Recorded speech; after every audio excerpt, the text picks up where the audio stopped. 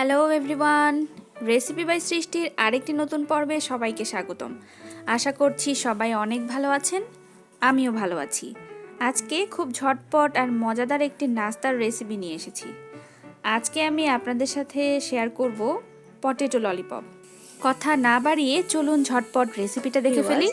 Subscribe লেখা লাল বাটনটিতে click করে subscribe করে রাখুন এবং আমাদের চ্যানেলে সকল ভিডিওর আপডেট পেতে পাশের নোটিফিকেশন বেল চিহ্নটিতে প্রেস করে আমাদের সাথেই থাকুন। পটেটো ললিপপ তৈরি করার জন্য আমি এখানে 4টা আলু খুব ভালো করে সেদ্ধ করে নিয়েছি। এবার একটা হ্যান্ড ম্যাশার দিয়ে খুব ভালো করে আলুগুলোকে ম্যাশ করে নিতে হবে, কোনো রকম যেন দানা না থাকে। ভিউয়ার্স, আপনারা যারা আমাদের এই চ্যানেলটি সাবস্ক্রাইব করে দিয়েছেন তাদেরকে অসংখ্য ধন্যবাদ। আর যারা এখনও সাবস্ক্রাইব করেননি তারা প্লিজ আমাদের এই চ্যানেলটি সাবস্ক্রাইব করে দিন, তাহলে এই ধরনের সব মজার অনেক রেসিপির ভিডিও পেয়ে যাবেন।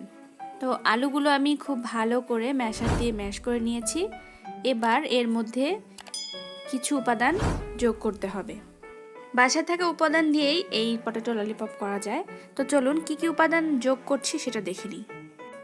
সবার প্রথমে দিয়ে দিচ্ছি এখানে আমি প্রায় 3টার মতো পেঁয়াজ কুচি করে কেটে রেখেছি। আরও রয়েছে কাঁচামরিচ কুচি। কাঁচামরিচ এখানে 3-4টা দিয়েছি, আপনি আপনার স্বাদ মতো দেবেন। এবার দিয়ে দিচ্ছি 1 টেবিল চামচ পরিমাণ আদা কুচি। আদা ঠিক কুচি নয়, আদাটাকে আমি একটু থেতিয়ে নিয়েছি। আর এখানে দিচ্ছি 3 টেবিল চামচ পরিমাণ ধনিয়া পাতা কুচি। তার সাথে দিয়ে দিচ্ছি স্বাদ মতো লবণ, হলুদ, আর দিয়ে দিচ্ছি লাল মরিচের গুঁড়া 1/2 চামচের মতো, আপনারা চাইলে আরও কম দিতে পারেন। এবার দিয়ে দিচ্ছি 3 টেবিল স্পুন বেডগ্রামসটা যদি বাসায় থাকে তাহলে ভালো, আর যদি না থাকে তাহলে আপনারা কিন্তু মুড়ি গুঁড়ো করেও দিতে পারেন। এবার আমি দিয়ে দেব 3 চা চামচ পরিমাণ কর্নফ্লাওয়ার দিয়ে সবগুলো উপকরণ এখন খুব ভালো করে মেখে নিতে হবে। রেসিপিটা খুবই ইজি, আর এই উপকরণগুলো সবসময় আমাদের বাসাতে থাকে। তো ঝটপট চায়ের নাস্তার সাথে হবে নাকি আজকের এই মজাদার পটেটো ললিপপ। এই ধরনের মজাদার রেসিপি পেতে হলে রেসিপি বাই সৃষ্টির সাথেই থাকতে হবে। সবগুলো উপকরণ খুব ভালো করে মেখে নিয়েছি।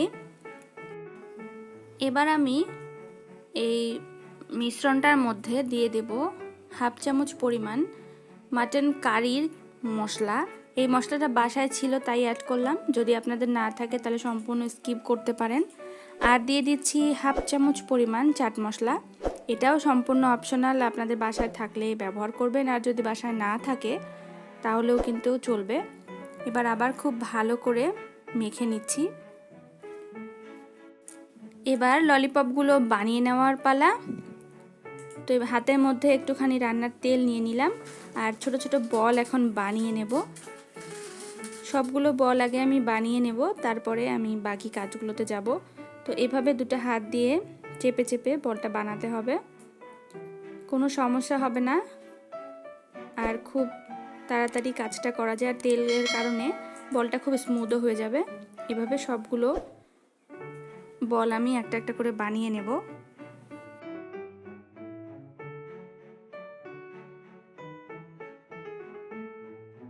সবগুলো বল বানানো হয়ে গেছে। এবার একটা বাটিতে একটা ডিম ফাটিয়ে নিয়েছি, আর নিয়েছি কিছু ব্রেডক্রাম্বস। ডিমের মধ্যে সামান্য পরিমাণ লবণ দিয়ে খুব ভালো করে ফেটে নিচ্ছি। এবার একটা একটা করে বল প্রথমে ডিমের মধ্যে একটুখানি চুবিয়ে নেব। বলগুলো খুব সুন্দর মসৃণ হয়েছে আর দেখতেও অনেকটাই ইয়ামি। এবার সবার আগে ডিমের মধ্যে একটুখানি চুবিয়ে নিয়ে তারপরে ব্রেডক্রাম্বসে খুব ভালো করে কোট করে নিতে হবে, তা না হলে কোনো জায়গা ফাঁকা রাখা যাবে না। কোনো অংশ যদি আমি ফাঁক রাখি তাহলে সেটা তেলে দেওয়ার সাথে সাথে সেই আলুগুলো ফাঁক দিয়ে বের হয়ে যেতে পারে, তখন একটা বড় সমস্যার সৃষ্টি হবে। তো সেই জন্যই ব্রেডক্রাম্বস দিয়ে খুব ভালো করে বলগুলোকে কোট করে নিতে হবে।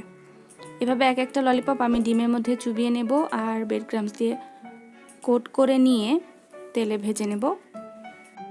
এবার পটেটো ললিপপগুলোকে ভেজে নেওয়ার পালা। আমি একটা কড়াইতে তেল নিয়ে গরম করে এখন একটা একটা করে পটেটো ললিপপ ছেড়ে দিচ্ছি। মোটামুটি মিডিয়াম লেভেলের তেল নিয়েছি, আপনারা চাইলে ডুবো তেলেও এগুলোকে ভাজতে পারেন। এবার এগুলোকে একটু ঘুরিয়ে ঘুরিয়ে লালচে করে ভেজে নিতে হবে। যেহেতু আমি অল্প তেল দিয়েছি তাই ঘুরিয়ে ঘুরিয়ে খুব ভালো করে ভাজতে হবে, যেন সব সাইডগুলো দিয়ে খুব ভালো করে ললিপপগুলো ভাজা হয়ে যায়। 2-3 মিনিট ধরে ললিপপগুলো ভেজে নিয়েছি। এ পর্যায়ে ললিপপগুলো বেশ লালচে করে ভাজা হয়ে গেছে। এবার আমি এগুলোকে একটা একটা করে তুলে নেব, আর একটুখানি তেলটা ঝরিয়ে নিচ্ছি যেন ললিপপগুলোর গায়ে কোনো রকম তেল লেগে না থাকে। ললিপপগুলো ভাজা তো হয়ে গেছে, তেলও প্রায় ঝরে এসেছে। এবার এটা শুধুমাত্র সার্ভ করার পালা। একটা প্লেটের মধ্যে টিস্যু ছড়িয়ে নিয়ে আমি ললিপপগুলোকে দিয়ে দিলাম। অসাধারণ দেখতে হয়েছে, খেতেও কিন্তু অসাধারণ। অবশ্যই বাসায় ট্রাই করবেন। এবার বাসায় যদি টুথপিক থাকে সেই টুথপিকগুলো এই বলের উপর দিয়ে গেঁথে দিয়ে বানিয়ে ফেললাম মজাদার পটেটো ললিপপ। তাহলে ভিউয়ার্স, আজকের এই রেসিপিটা আপনাদের কেমন লাগলো? আশা করছি ভালো লেগেছে। আর ভালো লাগলে রেসিপিটা দেখা শেষ করে একটি লাইক দিতে আর কমেন্ট বক্সে কমেন্ট করতে কিন্তু একদম ভুলবেন না। রেসিপি বাই সৃষ্টির যারা সদস্য রয়েছেন তাদেরকে অসংখ্য ধন্যবাদ সবসময় আমাদের সাথে থাকার জন্য, আমাদের পাশে থাকার জন্য। এইভাবেই আপনারা আমাদের সাথে থাকবেন, তাহলেই আমরা এগিয়ে যেতে পারবো। তো আজকে এখানেই শেষ করছি। কথা হচ্ছে আগামীতে নতুন কোনো রেসিপি নিয়ে। সবাই ভালো থাকবেন, সুস্থ থাকবেন আর আমাদের সাথেই থাকবেন। সবাইকে অনেক ধন্যবাদ ভিডিওটি দেখার জন্য।